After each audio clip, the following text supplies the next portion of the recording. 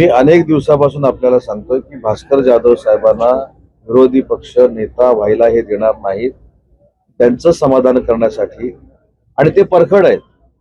ते एखाद्या गोष्टीवर पटकन बोलू शकतात आक्रमकपणानं, म्हणून स्वतःच्याच पक्षावर काय उलटू नये म्हणून त्यांचं समाधान करण्यासाठी फक्त त्यांना पत्र देऊन ठेवलेलं होतं. तुम्ही पुढच्या वर्षी देखील नागपूर अधिवेशनामध्ये मला विचारा, भास्कर जाधव साहेब विरोधी पक्ष नेता झालेले नसतात. मी त्यांची पूर्ण पत्रकार परिषद बघितली. त्यांनी दिल्लीला जाऊन सगळ्या गोष्टी सांगायच्या नसतात हे एकनाथ शिंदे साहेबांबद्दल बोललेले नाही. तुम्ही ज्यावेळी त्यांना प्रश्न विचारला की तुम्ही अमित शाह साहेबांना काल जाऊन दिल्लीमध्ये भेटला का आणि त्याच्यामध्ये काय चर्चा झाली, त्याच्यावर ते असं बोलले की सगळ्याच गोष्टी दिल्लीला जाऊन बोलायच्या नसतात, काही गोष्टी इथं संपवायच्या असतात. पण शेवटी चौथा स्तंभ सूत्र तुमचा आदर 100% आहे. पण तुम्ही हा प्रश्न विचारल्यानंतर त्यांनी ते प्रश्न उत्तर दिलेलं होतं. पण शेवटी तो प्रश्न बाजूला राहिला आणि उत्तरावर आपण चर्चा करतोय.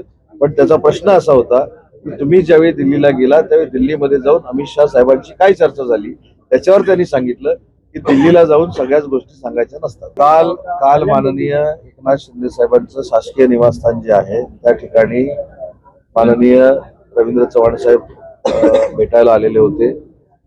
सन्मानपूर्वक त्यांची चर्चा झाली आणि सन्मानपूर्वक चर्चा होऊन महानगरपालिका व स्थानिक स्वराज्य संस्थांना महायुतीनंच पुढे जायचं हा देवेंद्रजींचा, माननीय एकनाथ शिंदे साहेबांचा आणि अजितदादांचा जो संकल्प आहे त्याच्यावर दोघांची चर्चा झाली. नाही, मी स्वतः मनोजजींची पाहिजे तर बोलायचं असेल तर बोलेन. त्यांची शंका काय ती समजून घेईन आणि विखे पाटील साहेब आमच्या समितीचे अध्यक्ष आहेत, त्यांच्याकडे त्यांची व्यथा मांडेन.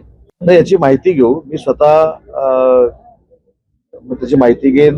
दादा भोसे साहेबांशी आम्ही चर्चा करू आणि अशा पद्धतीचं जर छत्रपती शिवाजी महाराजांबद्दल झालं असेल, कारण छत्रपती शिवाजी महाराज ही महाराष्ट्राची, देशाची अस्मिता आहे, आपलं आराध्य दैवत आहे आणि त्याच्या बाबतीत जर काही पाठपुरावा करायचा असेल तर आम्ही दिल्लीला पत्र लिहू, दिल्लीशी चर्चा करू, मुख्यमंत्री महोदयांचं पत्र लिहू. या संदर्भामध्ये काल सयाजी शिंदे हे नागपूरमध्ये होते. आमची देखील त्यांच्याशी चर्चा झालेली आहे. आम्ही मुख्यमंत्री महोदयांना देखील विनंती करणार आहोत की सयाजी शिंदेचं म्हणणं ऐकून घ्यावं, वृक्षप्रेमींचं म्हणणं ऐकून घ्यावं आणि त्याच्यातनं सुवर्ण मध्य काढून कुंभमेळ्याच्या निमित्तानं पुढे जावं. कारण कुंभमेळा हा देखील आपल्या महाराष्ट्राच्या दृष्टीनं आणि देशाच्या दृष्टीनं महत्वाचा आहे. त्याच्यामुळं दोन्ही मुद्द्यावर जर एकत्र चर्चा झाली तर याच्यातनं मार्ग निघू शकतो. एक चांगला आहे, तो बिबट्या माझ्या अंगावर येणार नाही कारण मी उपस्थित असतो आणि शिवसेनेचे सगळेच मंत्री उपस्थित असतात. परंतु काही कारणामुळे जर कोण उपस्थित नसतील तर त्याच्या सूचना माननीय शिंदे साहेब आमच्या सगळ्या मंत्री महोदयांना देतील.